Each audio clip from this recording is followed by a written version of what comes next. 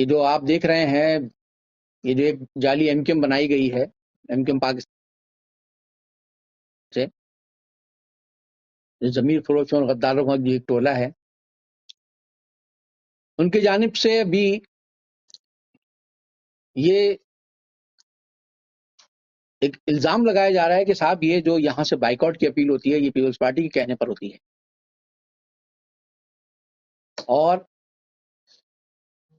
جو ایک شخص ہے اس میں مصطفیٰ کمال نام کا،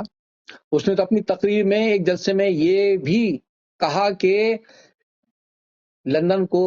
اس مقصد کے لیے زرداری کی جانب سے 10 ارب روپے دیے گئے، اور اس نے یہ بھی الزام لگایا کہ ہمارے پاس اس کے ثبوت بھی موجود ہیں۔ تو آج اس ویڈیو بریفنگ کے ذریعے ہم اس شخص کو یہ کھلا چیلنج دیتے ہیں، مصطفیٰ کمال کو،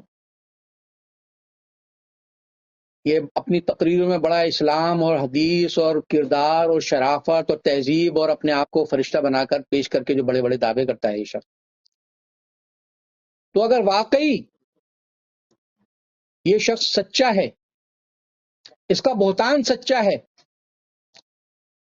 تو ہم اس کو چیلنج کرتے ہیں یہ کسی جلسے میں اپنے اس الزام کے ثبوت پیش کرے جس کا اس نے اعلان کیا کہ ہمارے پاس اس کے ثبوت موجود ہیں، تو یہ ثبوت عوام کے سامنے پیش کرے اگر یہ سچا ہے تو، جو اپنے آپ کو یہ بنا کے پیش کرتا اور اس سے وابستہ کچھ لوگ چند تھوڑے سے مفادات کے لیے اس کو فرشتہ بنا کر پیش کر رہے ہیں،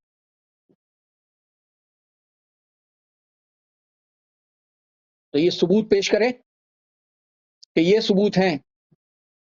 کہ یہ پیسے دیے گئے، کس کو دیے، کہاں دیے، اس کا ثبوت پیش کرے، اور اگر یہ ثبوت پیش نہیں کرتا،